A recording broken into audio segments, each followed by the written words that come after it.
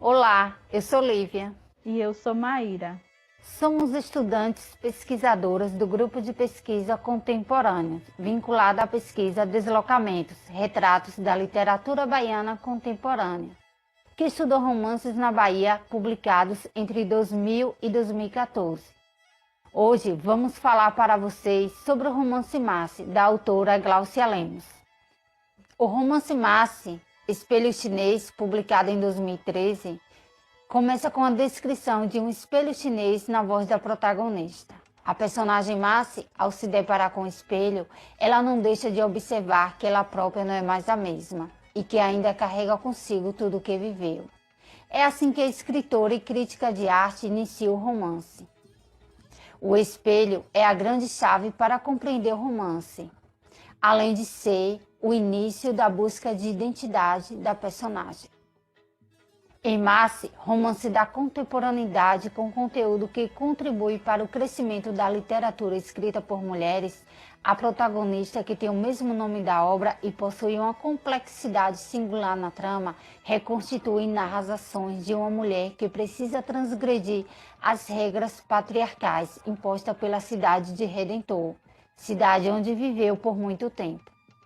Toda a narrativa gira em torno da construção da identidade de Masse.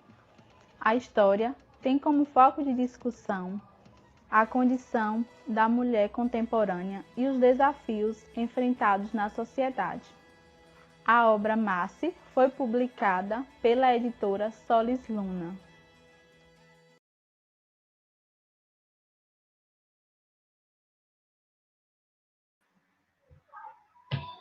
Olá, boa noite a todas as pessoas que já estão conosco aí na transmissão de mais uma mesa do 4º Fórum de Pesquisa do Contemporâneos. Dizer que é uma alegria poder estabelecer esse diálogo com vocês, já tem bastante gente aí saudando a gente, dando boa noite, interagindo. Então, hoje o nosso bate-papo é com a escritora Alex Leyland e com o escritor Carlos Vilarinho, né? São dois autores que têm romances no corpus da pesquisa. Então, para quem está chegando agora, nessa mesa, enfim, como se fosse a primeira mesa, a gente está no 4º Fórum de Pesquisa do Contemporâneos, né? O Contemporâneos é um grupo de pesquisa que estuda a literatura brasileira contemporânea e que está nesse evento dialogando sobre a literatura publicada por editoras baianas no período de 2000 a 2014.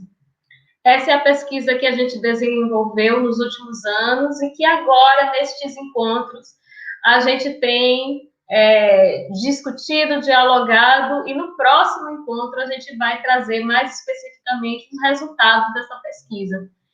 Então, os escritores que estarão conosco hoje, eles têm romances no corpus, né? A gente tem Primavera nos Ossos, romance da Alex Leyland, e Labirinto Homem, romance do Carlos Vilarinho, que vão estar conosco daqui a pouco, já, para conversar e falar um pouco do tema, né? Que é o tema dessa mesa, que são os desafios de escrever e publicar literatura na Bahia, da gente pensar a perspectiva de quem escreve literatura. No encontro passado, a gente viu a perspectiva de quem edita, né, a literatura, de quem publica essa literatura, pelo viés das editoras. Agora, a gente pensa um pouquinho a partir do viés de quem escreve literatura, né, os desafios que fazem parte desse percurso, que é só uma parte do percurso do livro, dentro de toda a economia do livro, de todo o circuito do livro e da literatura. Então, não vou me alongar muito, porque o objetivo é a gente ouvi-los.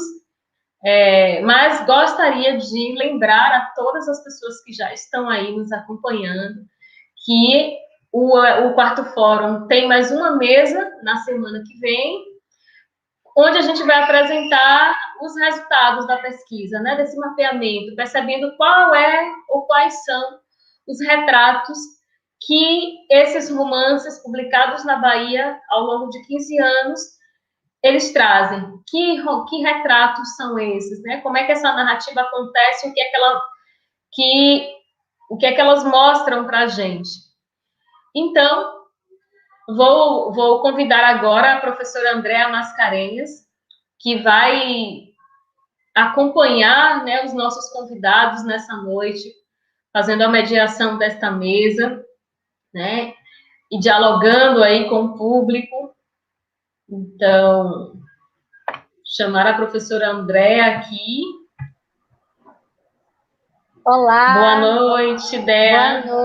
Boa noite, Lili. É uma Maravilha.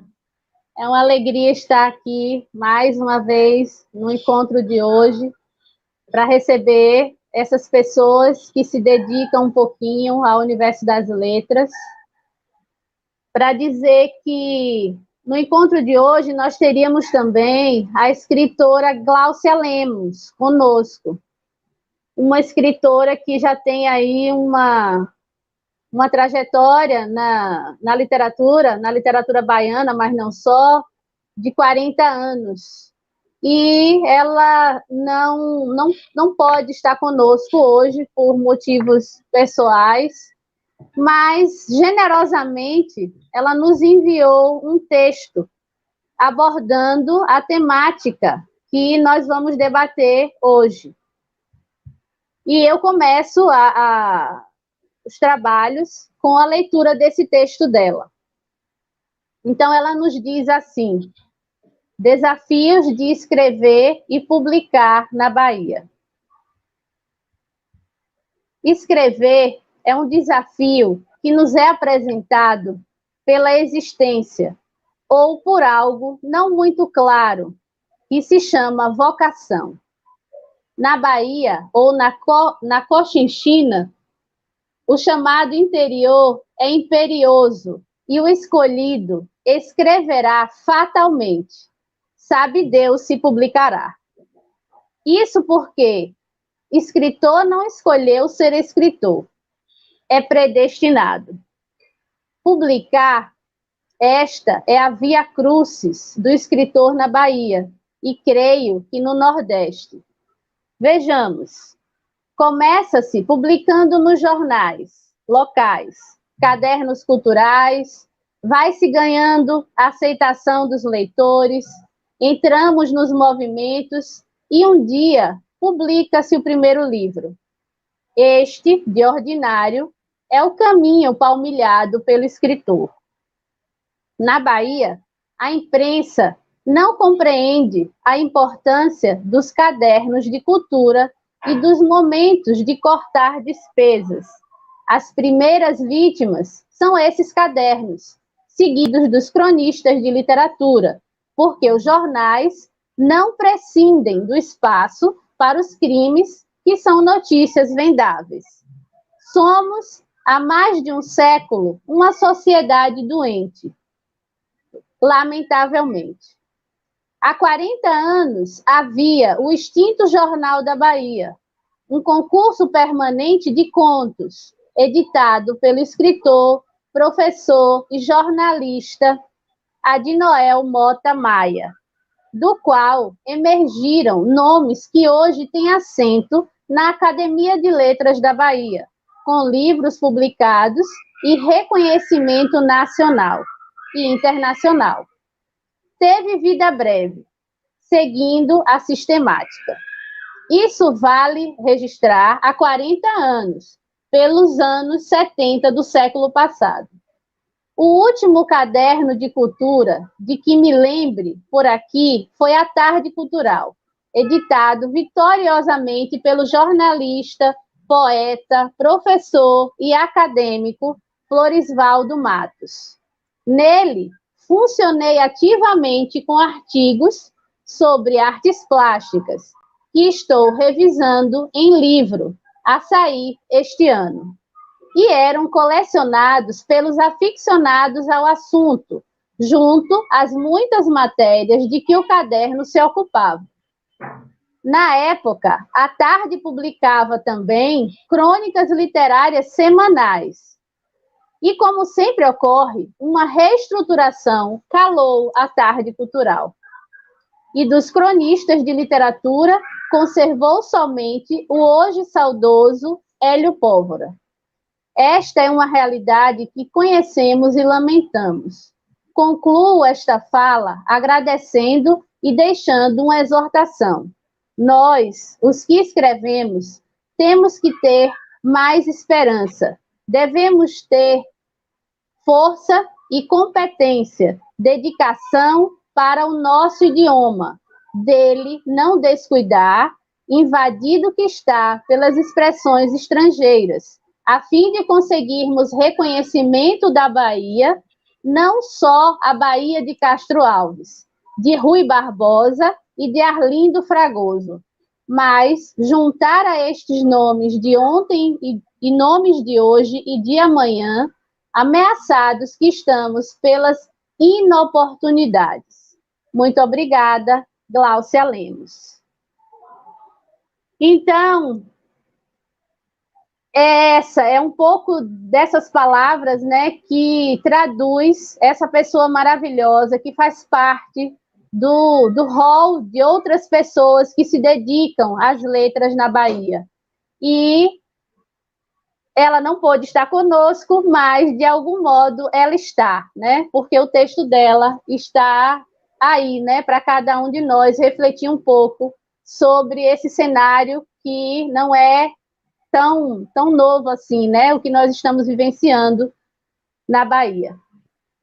E agora eu passo à apresentação dos nossos convidados, que estarão conosco hoje, a escritora Alex Leila e o escritor Carlos Vilarinho. Eu vou falar um pouco eu vou pincelar algumas coisas do currículo de Alex Leila para os que ainda não a conhecem e para os que já conhecem, né, relembrar a trajetória dela nas letras. Alex Leila é baiana de Bom Jesus da Lapa, vive atualmente aqui em Salvador, é graduada em Letras Vernáculas, mestre em Letras e Linguística pela UFBA, doutora em Estudos Literários pela UFMG, professora titular de Literatura Portuguesa da UFES e de Narrativas Modernas e Contemporâneas no PROGEL, que é o programa de mestrado e acredito que está iniciando o doutorado. É ficcionista, com 7 livros publicados, tendo sido contemplada com o edital do programa Petrobras Cultural, cujo resultado foi o romance Primavera nos Ossos, publicado pela editora Casarão do Verbo em 2010.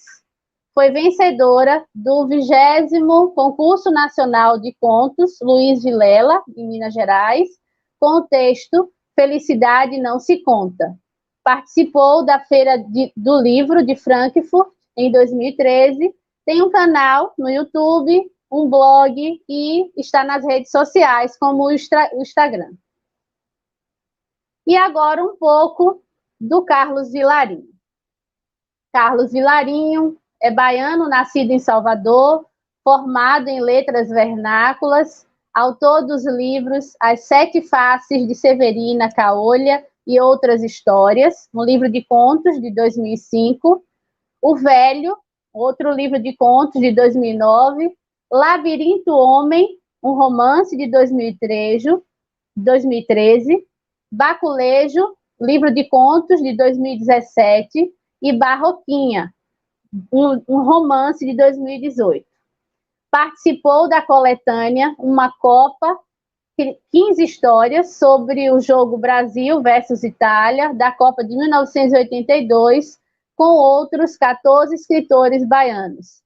Mantém o blog Pensador das Ruas, é incentivador literário na comunidade de Cosme de Farias.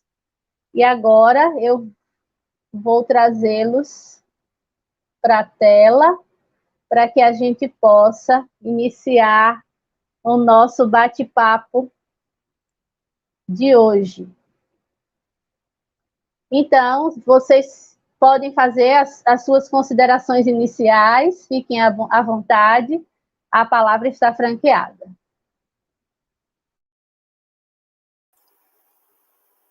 Boa noite. Eu quero agradecer o convite, André, também a Lilian Almeida, cumprimentar Carlos Vilarinho, que eu não estou vendo, eu estou vendo a imagem dele, e dizer que é um prazer, sempre é um prazer falar de literatura. Enquanto você falava, eu me lembrei, e também com o texto da Gláucia, de uma frase que Lígia Fagundes Telles dizia muito.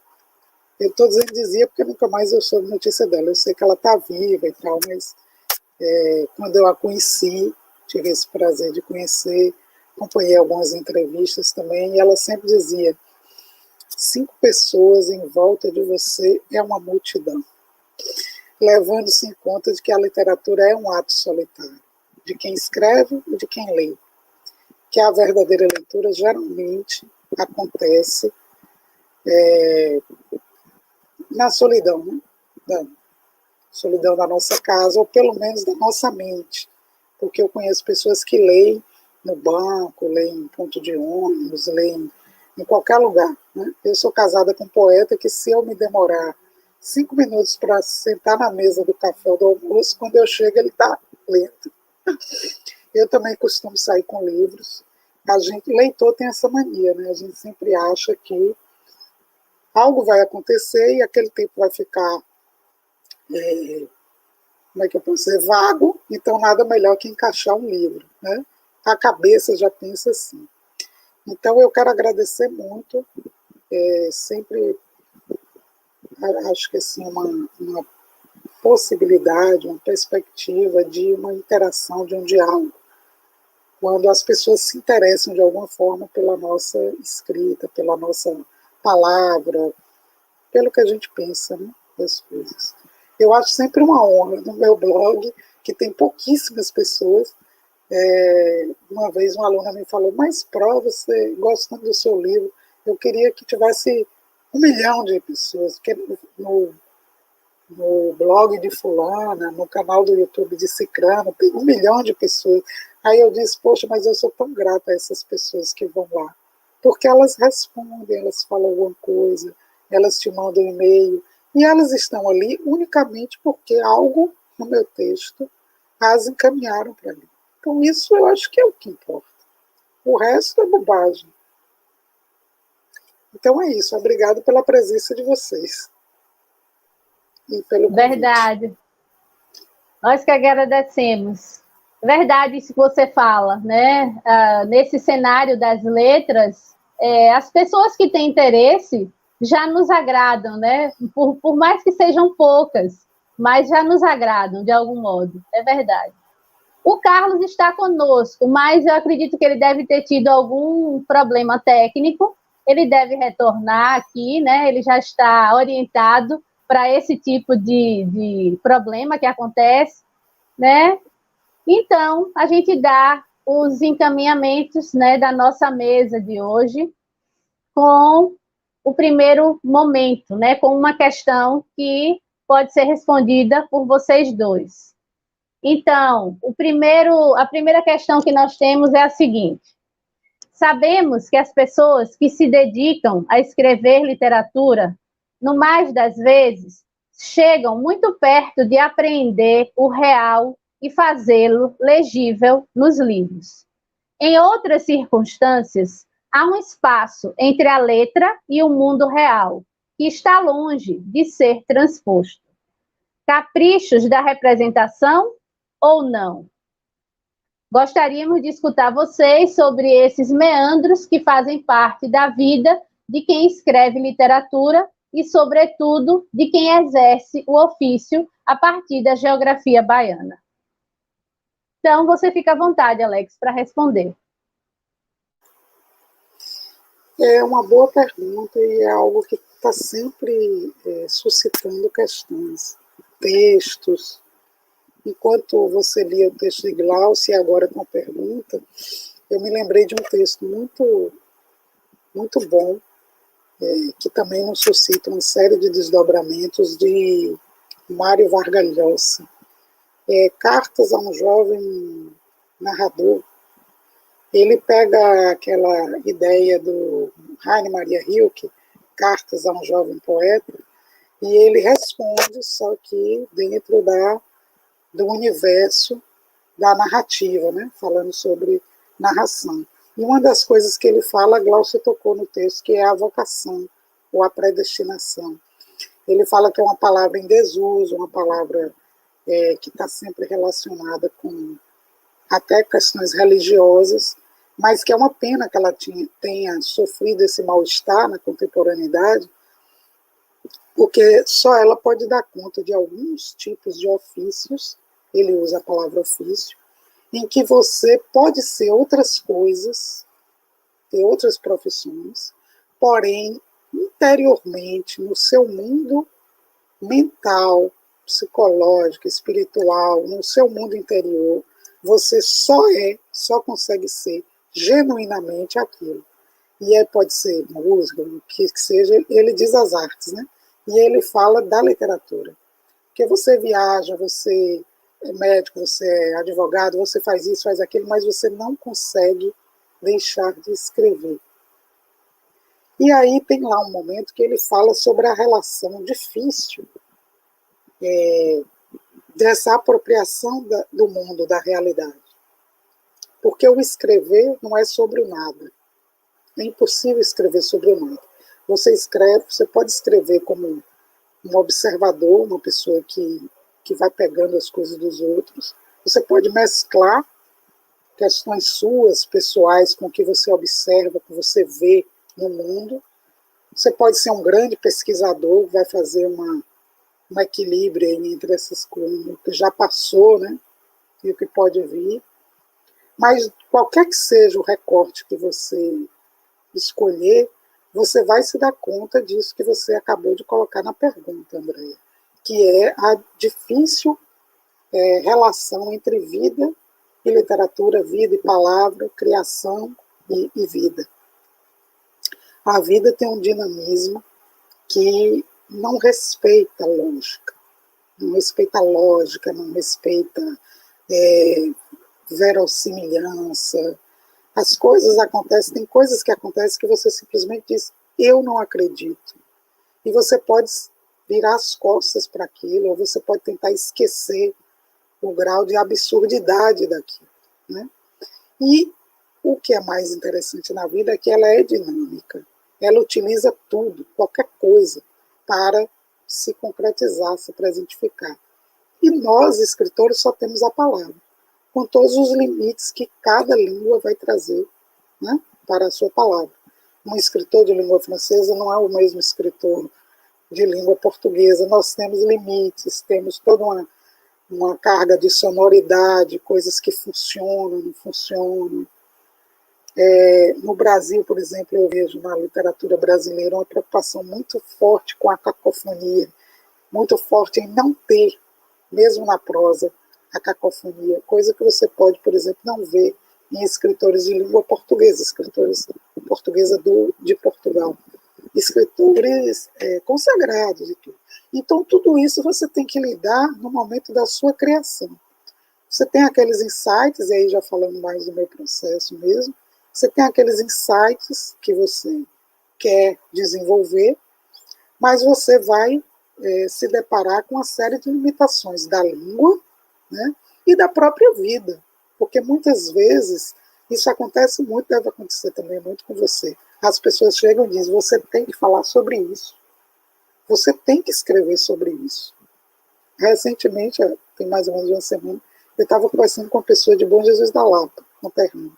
E a pessoa disse assim, poxa, aqueles crimes horríveis, conta de política, que aconteceram dos anos 70, final dos anos 70, a luz da cidade apagava e a gente já sabia que ia morrer alguém em Bom Jesus da Lapa, era um terror. E você não escreve sobre isso? Por que você não escreve sobre isso? Aí eu digo, porque eu nunca consegui entender. Eu tinha entre 7 e 8 anos de idade, eu tinha muito medo.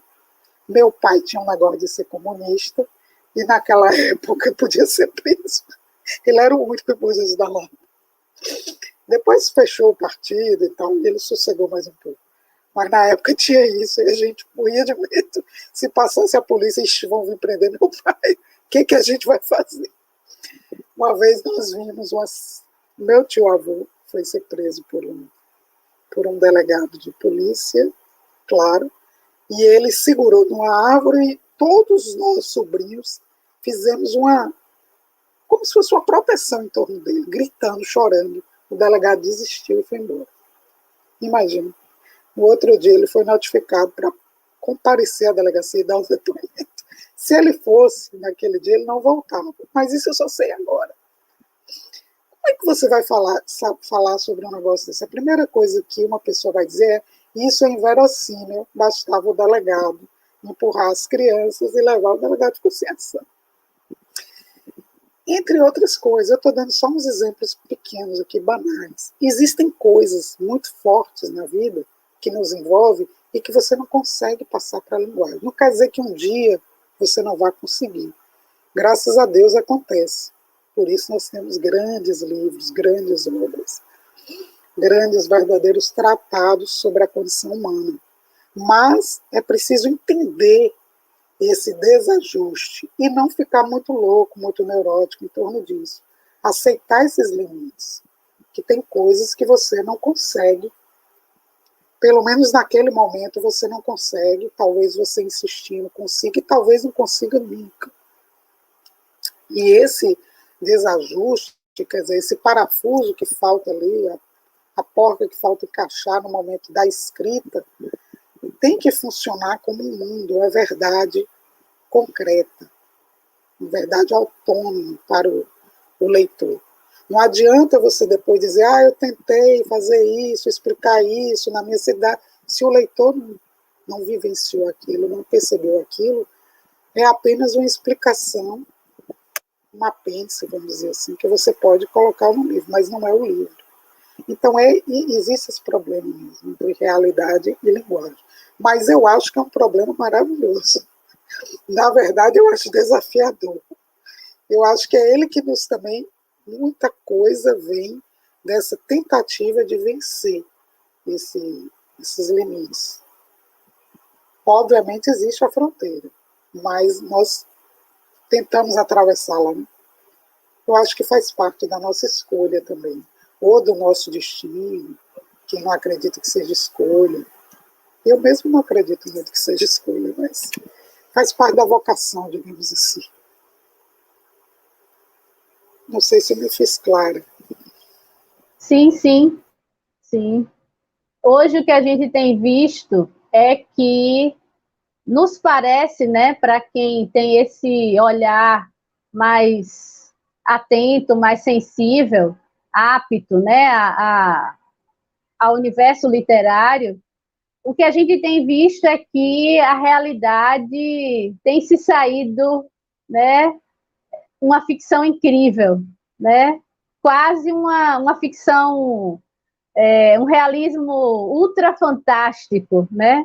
Então, com certeza, a gente não dá conta. Quem escreve não consegue dar conta, né, de tudo isso que está na vida e acaba nos escapando, né, a pena de quem escreve, né? Isso que você traz, né, esse relato do que você viveu na sua cidade, é algo assim que realmente só quem está nesse exercício com a palavra é que sabe, né? Porque nem sempre nós conseguimos traduzir os nossos sentimentos envolvidos a um certo acontecimento, né? Então, não adianta ninguém cobrar do escritor que ele vá falar disso ou daquilo, porque tem muita coisa envolvida nesse ofício. Não é só dominar a língua, né? A linguagem escrita. Várias outras coisas estão atravessando esse caminho, né, de quem escreve. O Carlos voltou aqui, mas Parece que a conexão dele continua, não vai nos deixar, né, conversar com ele como nós gostaríamos. Mas eu acredito que ele volte ainda, e aí ele poderá responder um pouco desse primeiro questionamento. E aí eu vou encaminhar o segundo, né, para que a gente possa ir discutindo, debatendo, conversando. Depois a gente abre para ver o que o pessoal está comentando no chat do YouTube. Então, vamos lá. Levando em conta que o tema da mesa hoje trata dos desafios de escrever e publicar literatura na Bahia, vocês poderiam falar um pouco sobre esse ofício, né, da escrita a partir do locus baiano, das dificuldades de publicação, distribuição, alcance de leitores, da presença ou ausência do gênero romance em editoras baianas, enfim, quais seriam esses desafios, né, para que a gente possa entrar especificamente no ponto que a mesa traz hoje ao debate. Olha, eu não sei se eu poderia dizer que a literatura baiana as editoras baianas tenham dificuldade com romance. Eu acredito que as dificuldades das editoras baianas são dificuldades próprias dessa questão mesmo de você trabalhar com um produto, pensando aqui numa coisa do mercado, que não é um produto que venda muito para o próprio público local. Você não tem assim um público consumidor de literatura, um público apreciador que prestigia a literatura, como você tem, por exemplo, poderíamos citar um pequeno exemplo como o Rio Grande do Sul. As poucas vezes que eu fui a Porto Alegre, eu percebi que tem um mundo à parte de escritores que publicam por editoras de lá, vendem. Teve mais até nos anos 80 e 90 do que agora. Mas é um mercado que depois de ser testado, depois de funcionar localmente, esses escritores podiam explodir ou não para o Brasil e para grandes editoras. Aqui nós demoramos de ter editoras que se interessassem em publicar. Primeiro, serem editoras baianas, já é uma dificuldade ser uma editora na Bahia. Segundo, fazer essa seleção de textos de literatura. Não vou falar aqui de outros textos, porque existem publicações em área de direito, até literatura infantil, se sabe bem, na Bahia, entre outras áreas. Não me interessa abordá-las aqui. Mas a literatura mesmo, baiana, começar a ser publicada por editoras daqui, ter um mercado interno, circular, isso é uma coisa nova. Isso é pouquíssimo tempo antes de eu me mudar para Salvador. Eu cheguei aqui no início dos anos 90. E o percurso é muito esse aí que a Gláucia falou no texto dela. Primeiro você começava com jornais, eu peguei não peguei os concursos que ela falou com a Dinoel, mas eu peguei o suplemento cultural da tarde, que foi o primeiro espaço que eu achei para publicar meus textos. Um amigo jornalista levou, Florisvaldo Matos, que é um grande poeta e um grande leitor, leu, não sabia quem eu era, e simplesmente publicou, gostou e publicou. E aí eu mandei 3. Todos os 3 foram publicados, e foram publicados assim, simplesmente chegava uma determinada edição do Caderno Cultural de sábado, e ele colocava aquele texto, não teve assim, nenhum tipo de influência, né? E para mim foi muito importante, porque você tem leitores, é uma vitrine, as pessoas leem, dão um feedback, e você começa até a conhecer os seus pares, né? Outros escritores baianos que também escrevem. Então, meu percurso foi meio parecido. Quando eu comecei a publicar, eu só publiquei porque venci um prêmio, na época se chamava Copene de Literatura.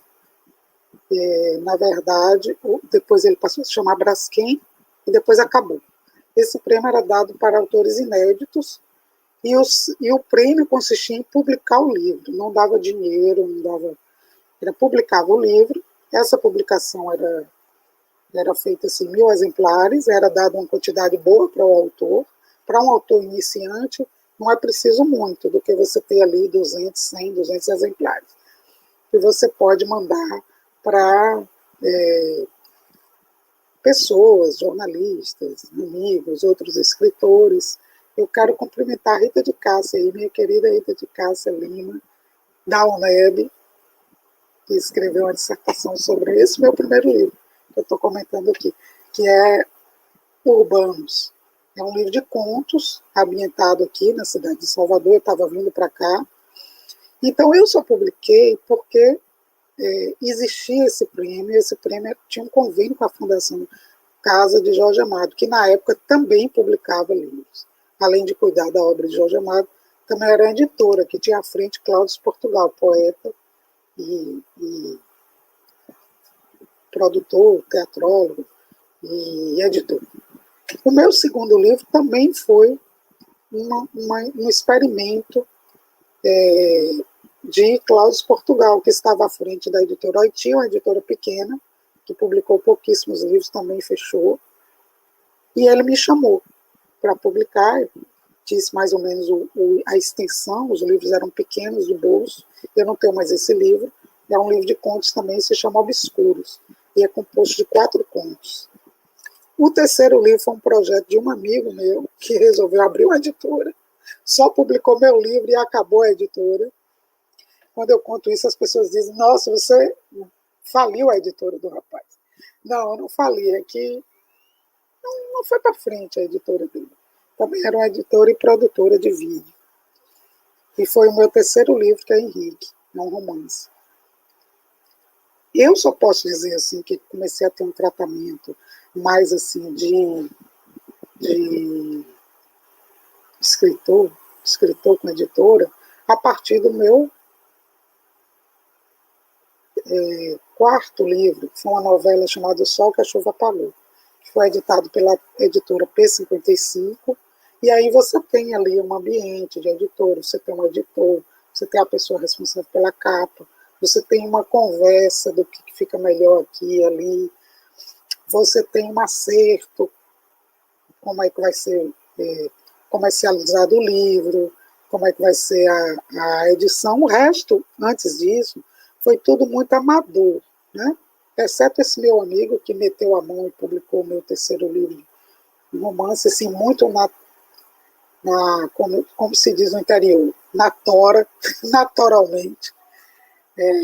Não existia assim um trabalho, embora ele tenha feito uma divulgação maravilhosa, meu lançamento foi maravilhoso, teve muita gente, mas não existiu assim uma continuidade, né?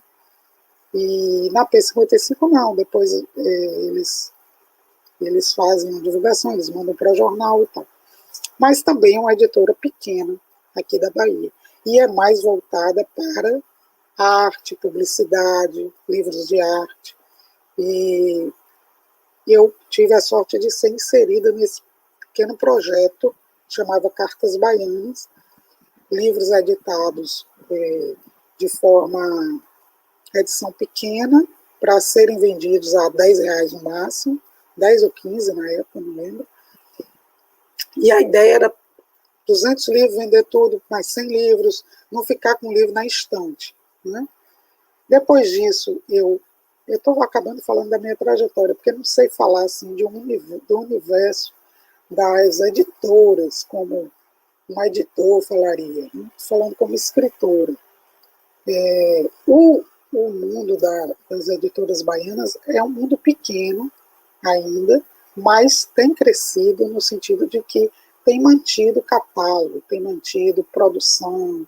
Agora nós estamos sofrendo essa pandemia aí, mas antes disso, quem acompanha o mundo da literatura vai se lembrar de bienais, feiras de livro, locais em que as editoras baianas comparecem, né? Tem seus blogs, tem seus autores convidados, tem lançamentos, mesmo que sejam, muitas vezes,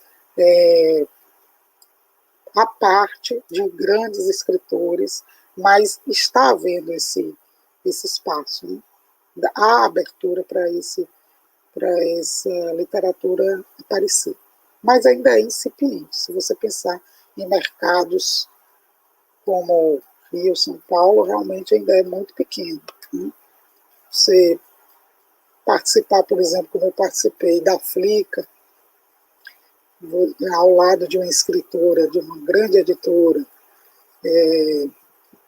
estrangeira, a pessoa vai chegar com um agente, um tradutor, uma pessoa que vai cuidar só das coisas comerciais, outra pessoa para levá-la para passear. Quer dizer, é um tipo de profissionalismo e de estrutura que o autor tem, que você só precisa mesmo escrever. Você não precisa se preocupar com mais nada. Não precisa se preocupar com... Tem um evento, arruma uma foto, você manda a foto, não tá boa, tira outra foto. Pô, eu não sou fotógrafo, eu não tenho dinheiro para pagar fotógrafo profissional. Mas sabem, essas coisas assim que o mercado, aqui dentro, nós não temos esse tipo de apoio. Seu livro é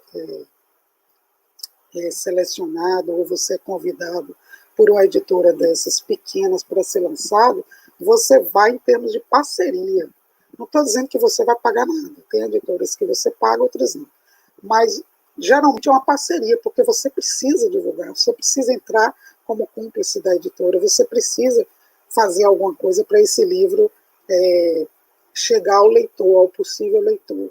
Porque não existe esse trabalho, como você colocou na pergunta, de distribuição, enfim, as livrarias poucas que tem na cidade, megas livrarias, não tem espaço para o autor baiano. Eu já tentei ir sozinha, editores dessas editoras pequenas que eu falei, que já publiquei, já foram lá. Existe assim uma forma de te cortando, sabe, te limando. Não, você tem que entrar, fazer um questionário, mandar para não sei para onde. Eu tenho um amigo escritor que diz que é uma forma de humilhar. Mas eu não acho, não. Acho que eles não têm mesmo espaço. E a questão é se livrar daquele, porque eles não pensam na Bahia como um polo de produção literária. Eles pensam como um polo de consumidor de livros. Livros, quaisquer livros, não importa se é literatura, se é best-seller, se é... Essa é a cabeça dos livreiros, né? Então é muito difícil haver essa parceria, né? E nesse sentido aí, eu estou lendo as perguntas, que eu sou muito curiosa. Eu sei que tem uma hora para isso, mas aparece aqui, sabe como é escritor, né? Tem que ler tudo. Mas eu acho que é por aí. O mercado que eu queria falar um pouco é disso. Eu estou há algum tempo na editora Mondrongo. Como você falou romance, eu vou falar só mais um pouquinho sobre isso. A editora Mondrongo é do poeta Gustavo Felicíssimo. Ela fica em Itabuna. E Gustavo é uma pessoa muito, muito, como é que eu posso dizer, corajosa. E ele resolveu publicar uma trilogia minha, são 3 romances que se passam em uma cidade imaginária, e são pessoas que vivenciam assim, vivem em torno de ler um livro que os humanos precisamos. Quem somos, de onde viemos, para onde vamos, como as nossas diferenças, a nossa estruturação mental em relação ao outro, nos divide em 7 categorias, e por aí vai. Bom, esse livro, ele é guardado por guardiões invisíveis, e esses guardiões só liberam a leitura do livro para aqueles que estão prontos para receber esse tipo de saber. Então é mais ou menos essa história da trilogia, e são livros muito longos. O primeiro tem 580 páginas, se chama Não Se Vai Sozinho no Paraíso, foi publicado em 2016 pela Mondrongo. E agora eu estou com o segundo no pré-lançamento, se chama O Mal Não Tem Asas, e tem 500 e tantas páginas, 530 e poucos, também publicado pela Mondromo. Então eu digo que Gustavo é corajoso, embora ele sempre diga, não, mas seu livro, todo lugar que eu vou, vendo. Graças a Deus que vende, porque é um catatal, é muito caro para a editora bancar, uma editora pequena, então, e para o leitor também, porque o leitor olha para aquele livro que eu li e diz, nossa, mas um livro desse tamanho, não sei se eu vou comprar, não sei se eu vou ter tempo de ler. Então, eu acho assim, muito corajoso da parte dele, foi o único que topou publicar. E o terceiro, que está em andamento, já está com 200 e tantas páginas. Mas eu espero cortar, viu, gente? Eu espero que ele seja o menor de todos aí. Né? Eu estou melhorando, de 580 foi para 530, então acho que no outro eu chego a 250.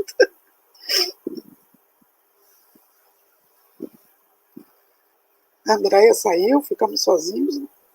Não, ela aí. Tô aqui. Hoje, mais cedo, eu e professora Lília estávamos pedindo auxílio à Nossa Senhora do Desassossego, porque tem horas que realmente a internet nos deixa, né, na mão, como aconteceu aqui com o Carlos Vilarinho e comigo também, na estante. Mas é isso, o que você traz dialoga muito com o que nós estamos vendo ao longo desse percurso, né, da pesquisa, né, que buscou conhecer, sobretudo, os romances que foram publicados na Bahia entre 2000 e 2014. Então, isso que você traz para a gente acaba confirmando o que a gente tem visto nas nossas investigações. É isso, a gente sabe que existe esse mercado, que ele tem a sua potencialidade, mas é como se ele ainda não fosse completamente visto, né? Sobretudo de quem está aí na ponta, né? Como você colocou, as livrarias, as grandes livrarias, que agora estão sofrendo também esse impacto, né? Não conseguiram se livrar disso, né? Estão aí num período muito delicado, né? Então, a gente sabe disso, a gente sente essa falta que você falou de ir a uma dessas livrarias e encontrar os livros dos nossos autores, né? Nós temos a Flica, a Flipelô e as outras festas literárias que acontecem na Bahia, que acabam suprindo um pouco esse interesse, né, que as pessoas têm pelos autores, não só pelos autores baianos, mas por outros tipos de literatura, de outros lugares do mundo e do Brasil. Tudo isso que você traz acaba dialogando, sim, com o que nós estamos pesquisando. E aí eu vou colocar uma questão para você, que é sobre um desses livros, né, que foi lido ao longo do nosso percurso de investigação, que é Primavera nos Ossos. A professora Elmara Valois, que é uma das integrantes do grupo, encaminha proposições para que você nos fale um pouco como foi esse processo de criação, a escolha do tema discutido, tendo em vista a complexidade das questões evocadas, como estupro, vingança, entre outras. Então, eu gostaria de ouvir você falando um pouquinho sobre esse romance, Primavera nos Ossos. Esse romance foi meu segundo romance. Ele nasceu de uma ideia, assim, eu estava assistindo um programa, eu não me lembro mais se era GNT, era um programa a cabo, que fazia aqueles documentários em que você põe uma nuvem, uma coisa assim, na frente do rosto das pessoas. E eram entrevistando vítimas de estupro. E a pessoa fazia uma pergunta que se repetia, que era o que você sentiu no primeiro momento que você toma conhecimento que foi estuprado. Só tinha mulheres. Não falava de estupro masculino.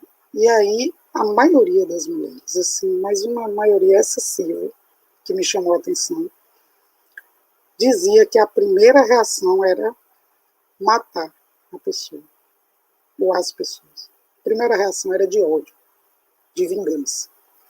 E que muitas depois com apoio religioso, apoio familiar, apoio psicológico, muitas iam para grupos esotéricos ou holísticos, acupuntura, enfim, tudo que puderam depois lançar mão para superar essa violência e continuarem suas vidas, né? Algumas falavam de períodos imensos, longos, extensos de depressão, muito medo, outras desenvolveram pânico. Eu desliguei o documentário acabou, e eu fiquei pensando numa pessoa, e se envolver uma pessoa que leve essa vingança até as últimas. E isso não saiu mais da minha cabeça. Leve a vingança até as últimas consequências. E aí eu fiquei tão enfronhada com isso que eu comecei a pesquisar números de estupro em Salvador. Na minha cabeça, deveria ter um grupo mais de mulheres mais, como é que eu posso dizer, vulnerável. Não sei porque eu achei isso inicialmente. Coisa de pesquisador, né, de inventar uma hipótese. E no final descobri que, infelizmente, o estupro é a violência mais democrática que existe. Toda e qualquer mulher, democrática no pior sentido da palavra, toda e qualquer mulher, de qualquer idade, qualquer classe social, qualquer etnia, está sujeita a ser estuprada. Isso ficou reverberando na minha cabeça e a personagem começou a surgir. Ela já veio assim, com um ritmo muito próprio, com uma dor que se misturava a uma ironia, a uma raiva do mundo. E já veio assim, meio um nome puxado mesmo assim, para Luísa, que eu acho um nome bonito, musical, né? E eu tentei o tempo inteiro trabalhar no romance, não perder esse ritmo, no sentido de musicalidade, de metaforizar, por isso o nome Primavera nos Ossos, porque ela precisa voltar a florir, no sentido como a primavera faz, né? Depois de um longo inverno, por pior que seja, nós temos a certeza que haverá uma primavera. É claro que num país tropical como o Brasil, a gente não tem muito pelo menos aqui no Nordeste, não tem muito essa questão do inverno, que no caso de Salvador mesmo é só um lugar, um espaço chuvoso, muito chuvoso, mas acontecem muitos acidentes, caem muitas casas, e a primavera vem com aquelas flores, com aquele... Não tem jeito, mesmo a cidade, vou dizer assim, árida, como a minha, Bom Jesus da Lapa, cuja maior beleza é o santuário do Bom Jesus, lá tem uma gruta que fica dentro, uma igreja que fica dentro de uma gruta, mas cidades muito bonitas como Salvador, mesmo assim elas são tocadas de uma forma definitiva pela primavera. Você começa a ver, tudo fica verde, é flor para tudo que é lado, realmente a primavera é... Então eu pensei num processo que ela realmente precisava vencer essa dor que, usando aquela expressão que a gente usa muito, é como se fosse no osso, né? A gente não tem isso? Os médicos dizem que o osso não sente dor, que isso é maluquice nossa. Mas nós temos a sensação de uma dor quando ela é muito profunda, que parece que nos atinge no osso, porque é o mais profundo, depois de atravessar todas as camadas da pele, vai chegar no osso. Então, eu tentei unir essas duas coisas ali, a ideia de uma primavera renovando sempre, como diria Cecília Meirelles, levai-me por onde quiseres, aprendi com a primavera a deixar-me acortar e a voltar sempre inteira. E eu pensei, Luísa foi cortada, podada naquilo que nós temos como seres humanos do mais profundo, do mais nosso. Até para a gente perceber que está vivo, que estamos vivos, precisamos do corpo. O corpo que nos dá essa consciência, né, de limites, da materialidade da sua vida. Você está vivo. Muitas pessoas em situação que o pessoal chama de extremidade, né, em coma, tem essa agonia, às vezes volta e confessa dessa agonia de não conseguir mexer o corpo, de não conseguir, eu estou aqui, eu estou percebendo alguma coisa. Então ela foi violentada naquilo que é mais profundo, né? Você não puder, imagine, eu sempre fico horrorizada quando a gente falou da absurdidade da vida, é uma dessas, né? Imagine você não poder dizer sim ou não para algo que vai ser feito no seu corpo e você não poder manifestar a sua vontade, se quer ou não.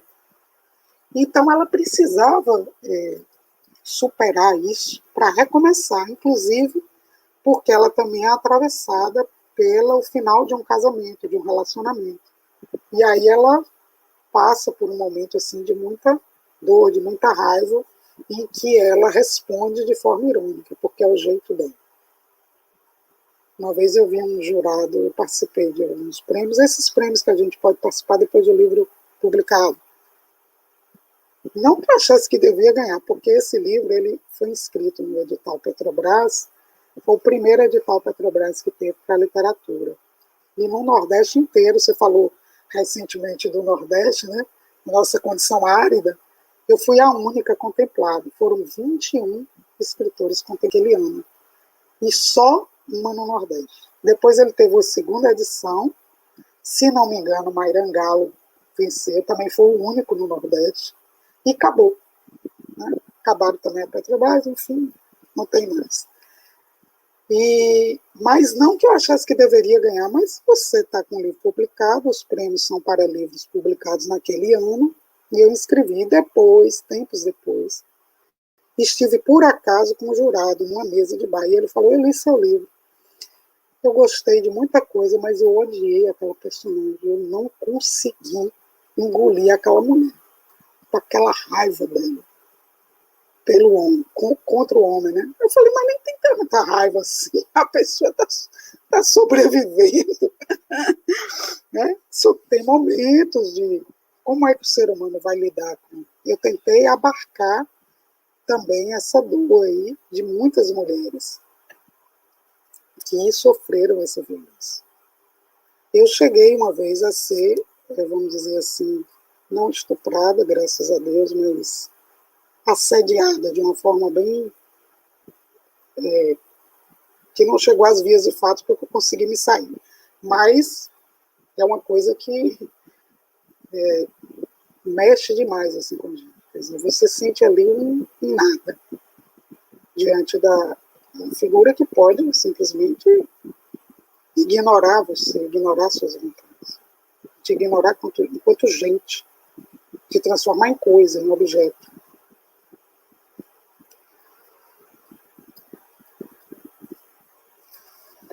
Sim, Alex. Se tem uma coisa que a literatura ajuda, eu acredito muito nisso, pelo menos despertar, né, nos leitores esse exercício, né, o gosto por pelo menos tentar se colocar no lugar do outro. Eu sei que esperar que isso vá acontecer de fato com todo mundo é uma utopia que está longe, né, de acontecer, mas a gente idealiza que isso chegue um pouco aos leitores, ainda mais em se tratando de um tema tão delicado quanto esse. É muito pertinente trabalhar isso em literatura, é mais do que atual, né? E quando você fala isso, você toca numa questão muito delicada do universo feminino, não só do universo feminino, né? Porque ninguém está livre de passar por isso um dia na vida, mas é uma questão, né? Que pelo menos despertar a reflexão sobre isso já é muito importante, né? Daqui a pouco, se você estiver lendo aí, você quiser, né, ir já tentando responder os questionamentos que estão aparecendo em tela, fique à vontade também.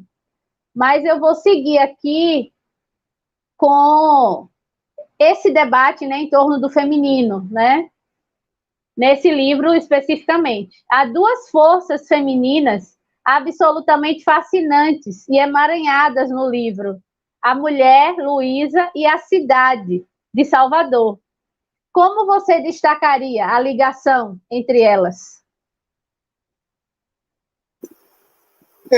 Salvador acaba sendo uma extensão dessa dor, né, de Luísa, porque é uma personagem classe média, vamos dizer assim, uma publicitária bem-sucedida, uma mulher independente, que de vez em quando sai de moto, e numa dessas andanças dela de moto é que ela é atacada.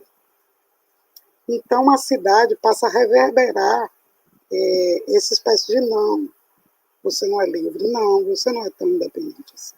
Não, você não é tão mulher assim. Você pode ser agredida, você pode ser destruída. Então, existe, assim, uma relação que eu busquei que essa relação fosse colocada de uma maneira mais metafórica, para não entrar, assim, naquela coisa discursiva, né, de um panfleto. Mas eu acho que a cidade, no sentido, assim, de hostilidade em alguns momentos, aparece forte, né, no texto. Acabam sendo duas mulheres, né, sendo que uma é agredida e a outra é, muitas vezes, indiferente, descuidada, no caso. Salvador, como essa cidade que não houve muitos apelos daqueles que são suas maiores vítimas, né? Não pode ouvir esse apelo. E, por outro lado, também existem lugares de Salvador que são colocados como puro paraíso, pura paisagem, visualidade, algo que dá uma esperança, dá um alento no sentido estético mesmo, dá um alento no coração, porque é bom ver coisas bonitas, né? Então, há momentos no livro também que Luísa reconhece essa paisagem, esse mundo externo, essa cidade, que também pode aliviar o peso dessa dor, dessa solidão, desse trauma, né, que ela sofreu. Quando ela se separa e o Michel vai embora por um tempo, né, ela também fica colhendo esses lugares que levavam à cumplicidade, né? Acaba sendo lugares companheiros dessa saudade, ajuda ela a rememorar. E meio que assim, eu tenho motivos para, né? Eu já fui feliz, eu já tive o meu quinhão e ela meio que, isso não é dito, isso pode ser percebido nas suas andanças pela cidade.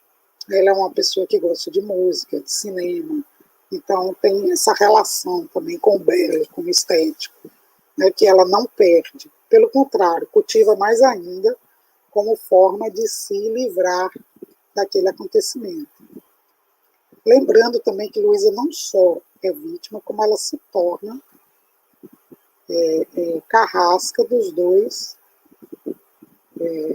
homens que a estupraram. Então ela vai a fora. E depois ela lida com essa vingança, que não lhe traz a satisfação que ela queria. Como é que eu posso dizer? O alívio, o virar a página, como ela achava que aconteceria.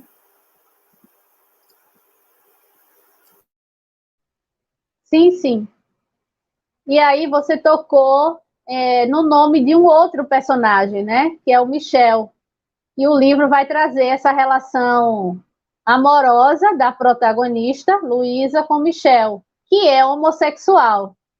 Então, a gente questiona como foi pensar essa relação. Há no livro um questionamento sobre gênero, sobre ser mulher, homem, homossexual. Como o leitor pode entender Luísa? Como é possível perceber suas ações em relação aos estereótipos, arquétipos, modelos? Que pergunta difícil. Olha só, eu não sei se chega a ter um questionamento, não no sentido explícito. É claro que quando você pega uma relação de tanta amizade, tanta cumplicidade entre um homem e uma mulher, mas que resultou em um casamento de 5 anos, em que uma parte se desapaixona, no caso foi ele, e a outra parte permanece ali meio que obcecada durante um tempo, e isso é mais um adendo para o seu sofrimento, é claro que você se questiona, né, sobre o papel das pessoas, o gênero e tal. Mas eu acho Luísa uma mulher conformada dentro da sua condição de mulher. Ela tem absoluta certeza de que ela é uma mulher livre, independente, pelo menos é o que ela busca ser. E Michel, por sua vez, não recai naquele estereótipo masculino do homem que tem medo da mulher forte. Ele realmente deserotizou a relação. Ele continua amando-a muito, mas não mais sexualmente. E, com isso, como o casamento deles tinha a sexualidade como uma coisa, né, forte, tem pessoas que ficam casadas sem necessariamente a sexualidade precisar ser um fator tão... Mas não é o caso deles, os dois são muito sexuais.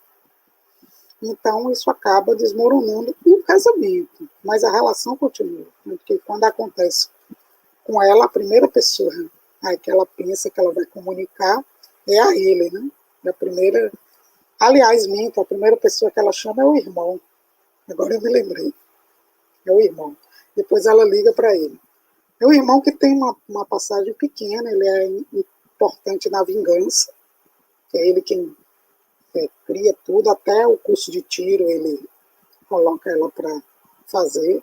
Mas, enfim, voltando à questão do Michel, acho que Michel é um personagem mais, vamos dizer assim, maleável nesse sentido de gêneros. Embora ele poderíamos chamá-lo de bissexual, ele realmente a desejou, a quis, não é uma pessoa que estava se escondendo atrás dela, é uma relação que realmente existiu, e da parte dele o desejo acabou, tanto é que ele começa a gostar de outro rapaz e depois acaba também com esse rapaz, né? Relacionamento. E ele segue, né, tendo desejo por outras pessoas. Então, eu acho que ele é mais, vamos dizer assim, permeável, e ela teria uma sexualidade mais fixa. Agora, eu não gosto dessas palavras, não, porque eu acho que os seres humanos se interessam. Claro, existem coisas que lhe dão mais prazer, lhe suscitam mais interesse do que outras, assim como os seres humanos também, que lhe dão mais interesses e lhe suscitam mais paixão do que outros. Isso é comum no nosso dia a dia. Não precisa necessariamente sair para a cama com todas essas pessoas. Mas eu acho que o ser humano tem uma sexualidade mais complexa do que ele se dispõe a viver. Até porque ele tem também os limites dele, os projetos de vida, as relações que são firmadas, e você não vai abrir mão por causa de um desejo qualquer, que daqui a pouco vai passar e você vai jogar fora aquele... Né? Então, eu acho que o livro traz também tudo isso. Agora, traz assim, em forma de cenas, e que o leitor pode, disso aí, deduzir e interpretar, ir para outros caminhos. Mas não tem assim, um discurso construído no sentido de atingir justamente o cerne da questão do gênero, da questão dos papéis sexuais. É mais uma coisa que vai derivando da própria construção dos personagens. Não sei se respondi a sua pergunta. Respondeu, e se não respondeu, pelo menos vai suscitar aí uma curiosidade a essas pessoas que estão nos assistindo, né?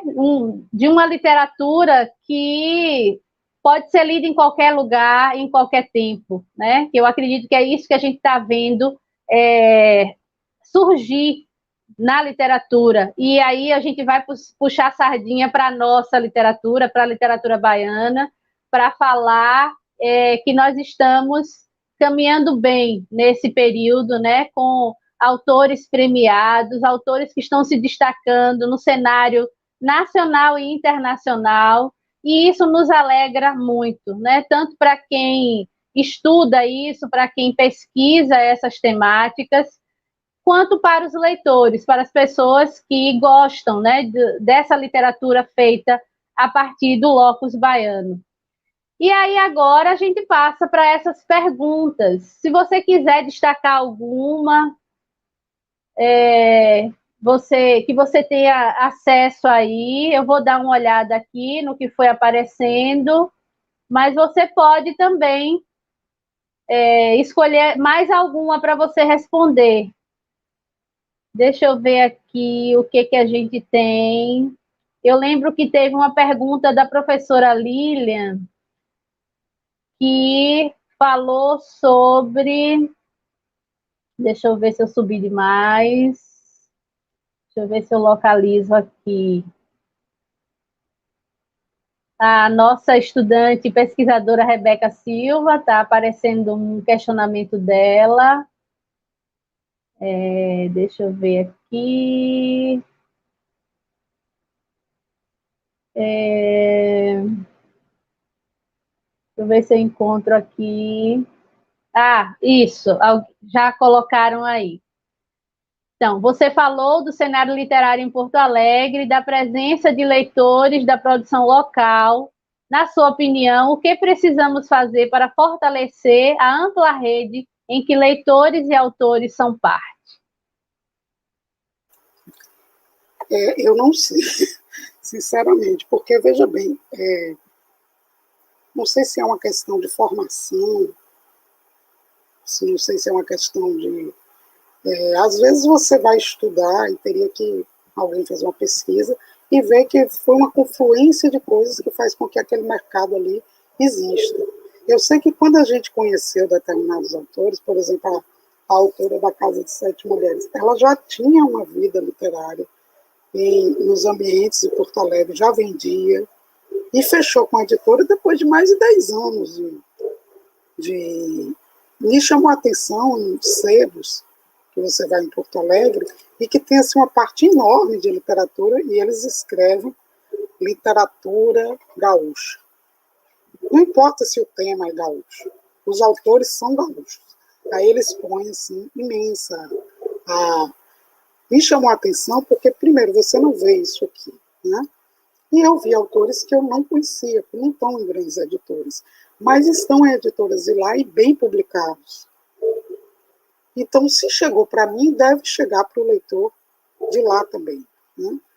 Agora, o que se pode fazer, a gente às vezes senta, assim, principalmente na UFS, como professores, e ficamos quebrando a cabeça o que fazer para fortalecer a rede de leitores, o que fazer para estimular a leitura.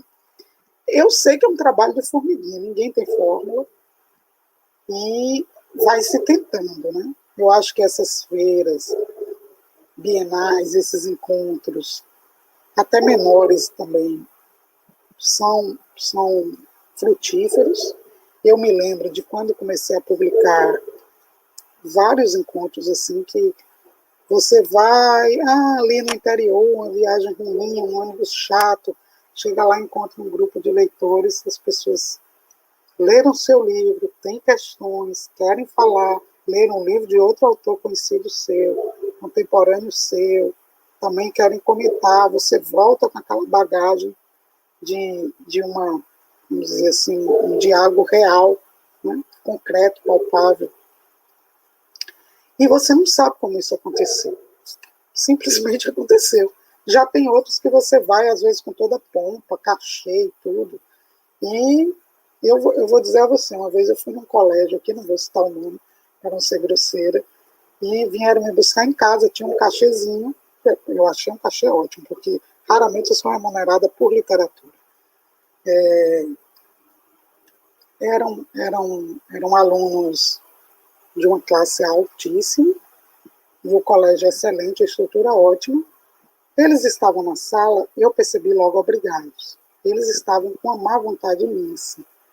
E uns 5 ou 6 resolveram me perturbar, fazendo sabe o quê? Por exemplo, quando eu falei da história de Luísa, em Primavera nos Ossos, viraram e disseram assim, não, tem um filme que a mulher mata os estupradores, isso aí já foi feito. Tudo que eu falava assim, isso aí já foi feito. Isso aí vai... Sabe o que eu fiz? Ignorei solenemente, porque eu não sei por que me levaram para lá, se o público-alvo não estava interessado. Eu já dei aula para publicidade, dei aula de redação. E na época eu me especializei em ler tudo, absolutamente tudo, que existia sobre criatividade em publicidade e propaganda. E uma das coisas que é completamente equivocada é você forçar um público-alvo que não, você acha que é um público-alvo, que não é. No entanto, eu já fui em colégios, eu me lembro, fomos num colégio em plataforma, mais de 60 alunos na sala, todos jovens demais. Nenhum tinha lido a gente. E nesse momento a poesia ganha, né?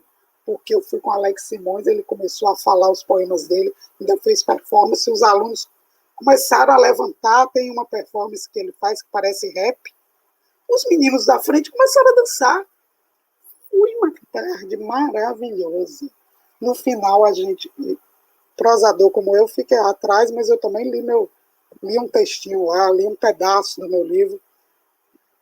Quando a gente resolveu sortear livros, já que eles não tinham a chance de ler, eu fiquei com pena de não ter levado mais, porque eles receberam aquilo com tanta alegria que parecia que era um presentaço, assim, não um livro de um escritor baiano qualquer. Então, essas coisas são imprevisíveis. Você não sabe o que você vai ter. Mas, por outro lado, você deve... Eu não sei se esse seria o caminho, né? Incentivar esses grupos, já que ela perguntou o que podemos fazer para melhorar esse mercado. E mesmo o escritor, sabe, não ficar em redominhas, não ficar pré-determinado, não, é muito longe, não vou não, depois ninguém nem leu meu livro. Vá, de repente a pessoa pode se interessar, vá, sabe? Eu acho que pode ser um caminho. Outros, eu não quero entrar aqui naquele senso comum de governo, de editais e não sei o que eu não sei. Eu também não participo, eu sou funcionário do grupo estadual, posso participar de edital nenhum, a não ser um nacional como esse da Petrobras, né, que eu pude participar. Mas não acho que seja saída não, sabe? Eu acho que a arte, se ela realmente tiver uma conexão com esse público, com o público dela, e você tem também que aceitar os limites da sua escrita.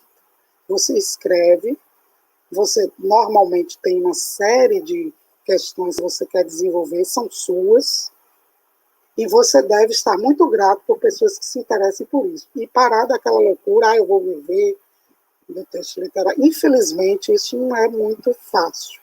Tá? Eu quero ser lido por 1 milhão, então você vai ter que escrever de acordo com o que esse 1 milhão quer. Aí talvez não seja realmente o seu projeto de vida. O meu não é. O meu não é porque eu cismo de escrever sobre uma folha que cai e acabou. Não venha você dizer, você tem que escrever sobre isso aqui.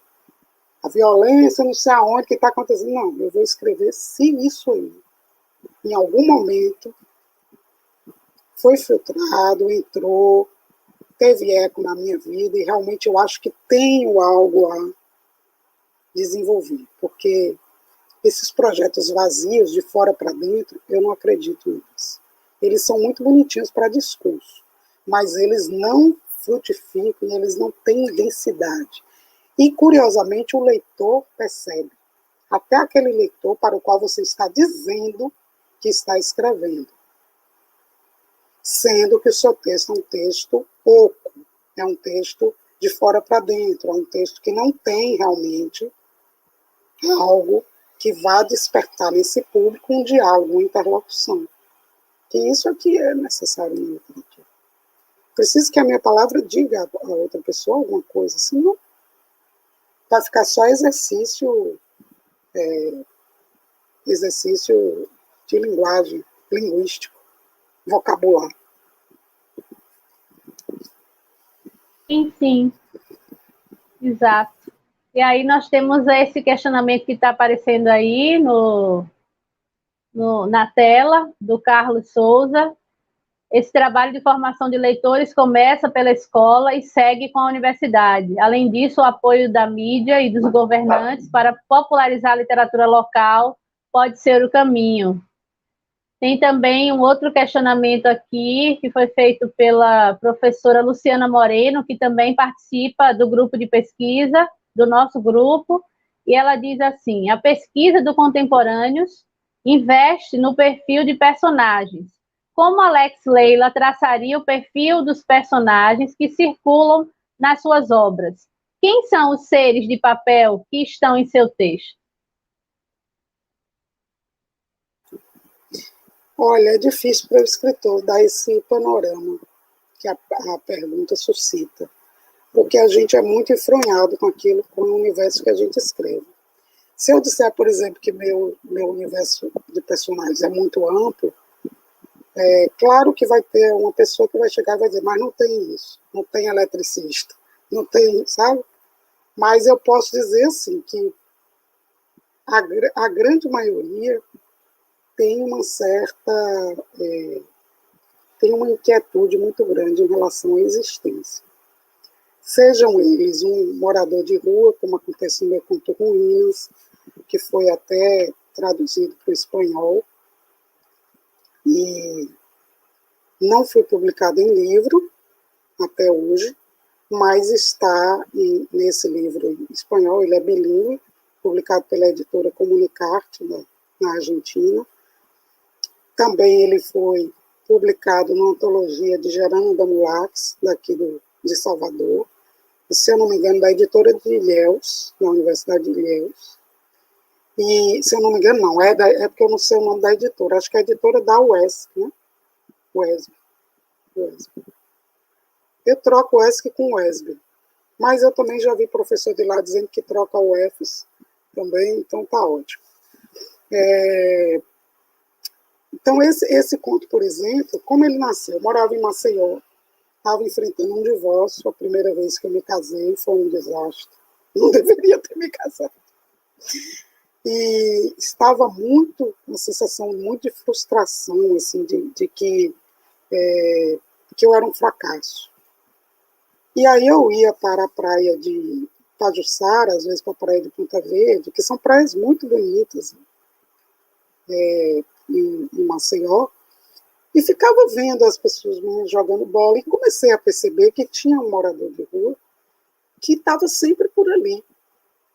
E ele tinha um interesse, pelo menos eu decodifiquei assim, tá? Se não for, foi a minha leitura. Nos rapazes, pescadores, meninos jogando bola, ele sempre ficava com o olhar fechado em homens. E mulheres, às vezes, belíssimas, passavam de biquíni, e ele nem tinha. Eu comecei a vivenciar tanto esse personagem, que um dia eu fui, ele não estava, eu me senti órfã. Eu disse, cadê? Aí, ainda tentei falar com o pescador, você lembra? Ele, não presta atenção em mendigo, não, minha senhora. Você lembra de ninguém? Puxa, será que ele morreu? E fiquei assim. Tempos depois, acho que umas 4, 5 semanas depois, eu vi no centro da cidade. Eu disse, ele não morreu. Aí depois percebi que eu estava assim, muito ligada, imaginando como ele era, como é que ele comia, como é que ele tomava banho. Às vezes ele aparecia com roupa nova, dali a uma semana já estava toda suja. Ele mora na rua, ele dorme na rua. Eu pensei, mas aí eu comecei a imaginar que essa é a riqueza do escritor. O escritor ele pode ser inserido em qualquer grupo social, ideológico, político, filosófico. Eu, por exemplo, tenho um grupo que estuda filosofia de 15 em 15 dias. Ele pode ser de qualquer grupo, mas ele tem que usar predominantemente a sua imaginação, que é isso que você falou. Essa coisa que está entrando em desuso, que é você saber se colocar no lugar do outro. A imaginação é uma potência total, você só cria, qualquer que seja um objeto como esse aqui, que hoje nos ajudam tanto, ele foi imaginado antes de ser. Tudo foi imaginado.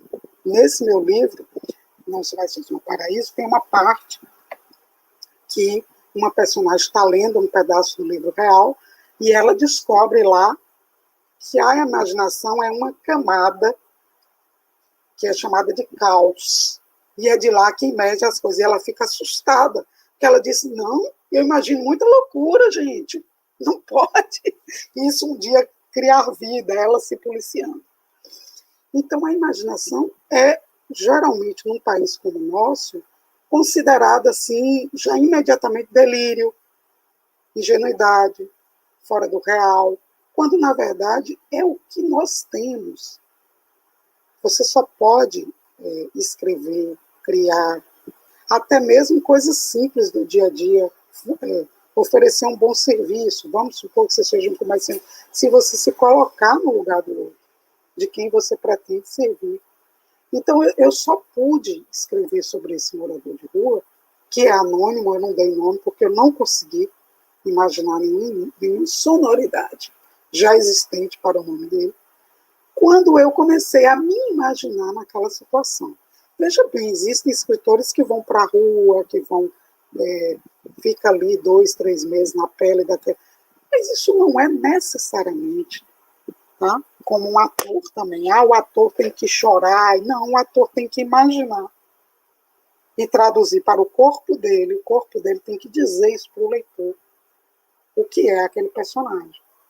Porque se ele ficar muito no discurso, não vai acontecer.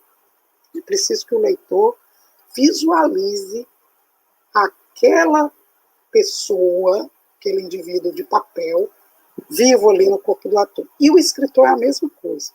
Não adianta você ficar teorizando, eu quero escrever sobre isso, porque isso está faltando no mundo. Como essa conterrânea minha, você tem que escrever sobre esse período. Esse você tem, ele tem que vir de você, e ele não pode vir assim, em forma de discurso. Eu, por exemplo, sou muito, muito tocada pelos anos 90 no Brasil, aquele período em que eu vi amigos indo embora, fugindo, quando Collor tomou o dinheiro de todo mundo, lembra aquele plano desgraçado? Muitas pessoas se mataram, eu conheci comerciantes que se mataram, entraram em desespero. Então, eu sou louca para escrever sobre esse período.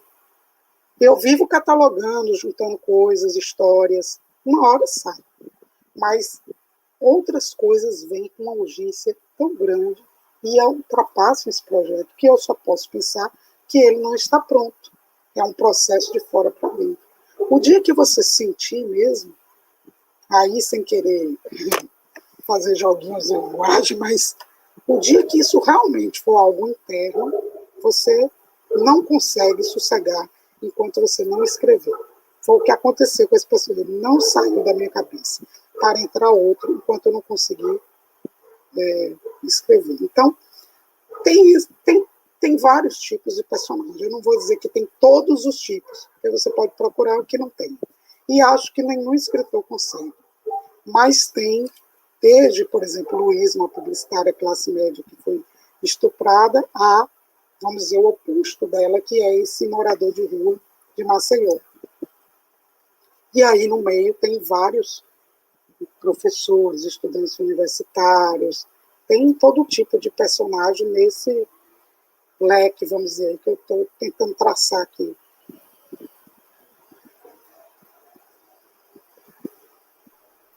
Sim, isso que você está trazendo serve para a gente, querendo ou não, também incentivar, né, a essas pessoas que chegam para esse universo das letras e que, hoje em dia, a partir de um celular, consegue se expressar e consegue alcançar um determinado público através das redes sociais, através dos blogs, que ainda são mantidos, né? Então, a gente tem outros caminhos.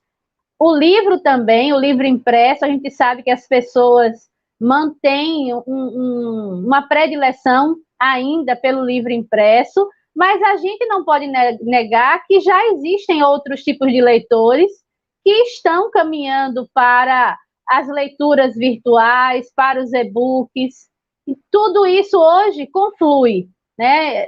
Estão todos aí. As pessoas têm suas predileções e a gente sabe que isso existe.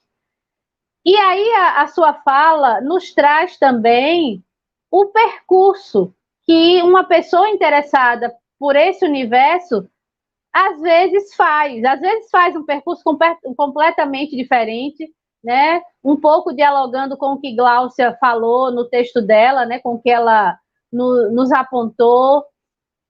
A gente sabe que existem essas dificuldades. Você falou da sua relação com as editoras, que só começou um pouquinho mais tarde, depois que os seus livros, né, do terceiro livro, é que você vai ter uma relação com de escritora para um editor, né? Nós sabemos que é uma realidade que muitos escritores precisam custear os seus livros. Tudo isso precisa chegar, né, a quem se interessa por esse caminho, para que ele possa saber qual vai ser o dele, né? O bom é isso, é que a gente tem outros caminhos possíveis e estão todos aí, né? Para que a gente possa ver o que cada um vai querer realmente trilhar. E aí nós encaminhamos o nosso encontro de hoje, né, para as palavras finais. Eu gostaria de ouvir você, né, nesse momento final, o que é que você tem a nos dizer, né, o que é que você considera importante para a gente fechar a nossa mesa de hoje. Gente, eu tenho muito a agradecer. Achei ótimo a conversa. Fiquei agoniada aqui para responder, mas passa tão rápido aqui, né? Eu não sei se pode voltar e tudo. Acho que pode aqui. Mas, enfim, eu acho que as perguntas mais a gente conseguiu responder. Eu espero que sim. O que eu tenho a dizer no final? Leiam. Não existe literatura. Tudo começa com a leitura. Tudo começa com leitura. Não existe professor, escritor, história, grupo social, étnico, sexual, de gênero, sem a leitura.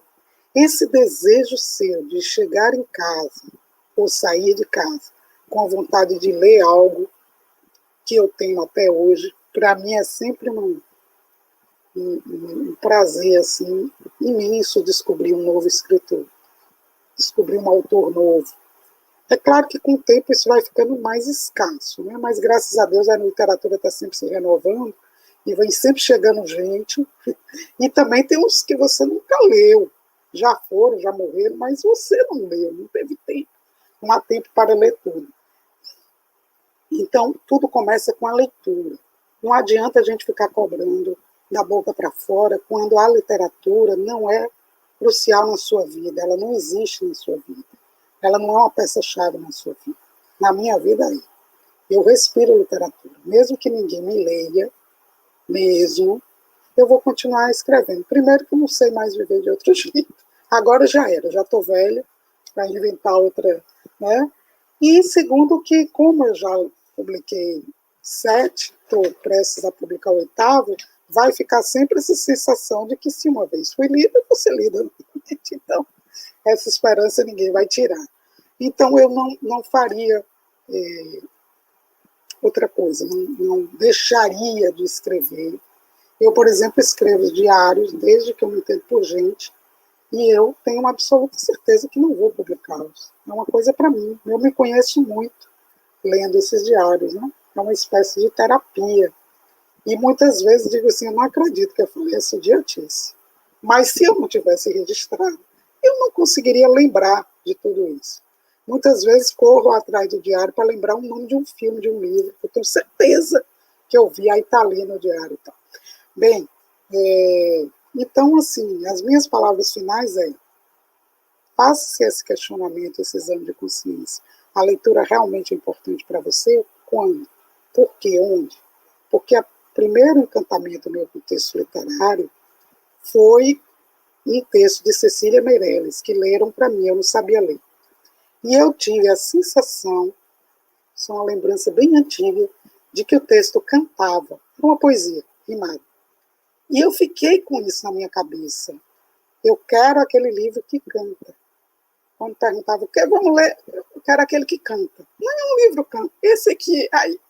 Depois, adulta, ou mais tarde, que eu vim saber que era Cecília Meirelles. E que era poemas, né? Então, qual é o encantamento que te faz realmente ir à literatura? Ficou na minha cabeça essa ideia de uma leitura que tem que levar a um tipo de encantamento, de leveza, de profundidade como a música. Então, eu quero isso na minha literatura, não sei se consigo, mas eu tento. E eu quero também quando leio os outros. Eu sou esse tipo de leitora. Vai ter gente que vai querer, por exemplo, meu sogro, lê muito.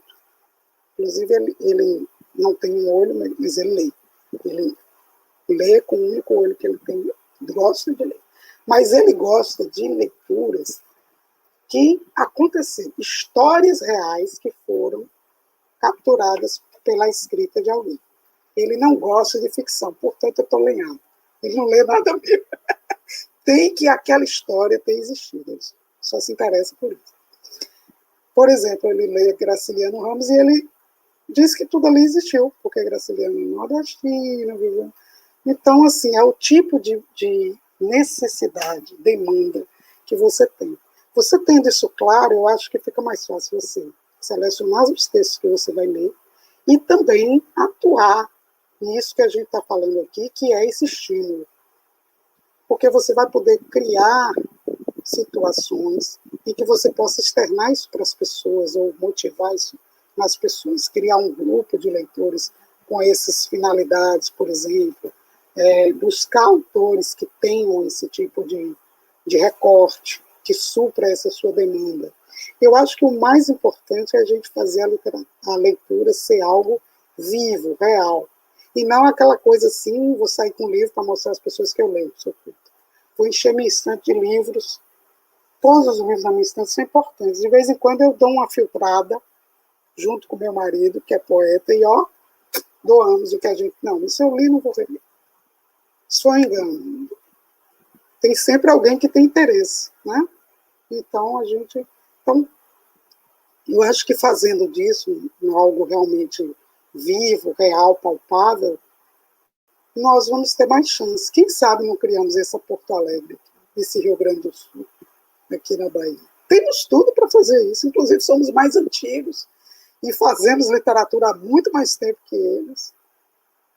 Então, é isso, gente. Muitíssimo obrigado pela paciência, a atenção e a generosidade de vocês. Muito bem, Alex. Pena que o Carlos Vilarinho não pôde dialogar conosco por conta dos problemas técnicos, né? Mas eu deixo aqui as palavras que a professora Luciana escreveu sobre a obra dele e que, de algum modo, pode instigar, né, as pessoas que estão aí nos assistindo a procurar saber quem é o escritor, quais são as suas obras, né, o que é que pode encontrar nesse mercado que ainda existe, né, e está cada vez ganhando mais corpo aqui na Bahia. A professora Luciana diz o seguinte sobre a obra dele. Ela o reconhece como pensador das ruas, uma vez que a cidade e os deslocamentos das personagens pela urbe se faz presente nas obras dele, né? Então, pelo menos que isso fique como uma ponta, né? uma linha que possa chegar do escritor, do Carlos Vilarinho, a os seus possíveis leitores que estão aí, né, nesse chat, participando desse encontro de hoje. Então, foi uma alegria receber você aqui. O que você trouxe para nós foi muito importante, porque acabou dialogando muito com o que nós vimos no nosso percurso de pesquisa, né? E que isso possa chegar aos seus leitores e a outros leitores, aos pesquisadores, estudantes da área de letras, para que esse universo cada vez seja mais potente, não só na Bahia, como daqui por diante, né? Daqui para fora também. E é isso. Eu vou encerrar a transmissão com a apresentação de mais um vídeo para divulgar um pouco mais do nosso projeto, para que as pessoas possam depois, se quiserem, né, procurarem saber do grupo, que também está nas redes sociais, né? E agradecer mais uma vez a todo mundo que se fez presente, a presença da professora Lília no início da live. Vocês podem preencher o formulário de frequência que está no chat. E na próxima semana, nós temos o quarto encontro desse quarto fórum de pesquisa, que vai acontecer conosco, com as professoras do grupo, para fazermos uma mesa falando sobre alguns resultados que nós chegamos nesse final de processo de pesquisa, né? E é isso, foi uma alegria estar com vocês. Eu vou nos retirar de tela e deixar vocês com o vídeo. Foi muito bom, né? É sempre uma alegria poder conversar sobre literatura e fazer isso chegar, né, às pessoas que se interessam. Boa noite a todos, obrigada mais uma vez, e ficamos nós com o vídeo.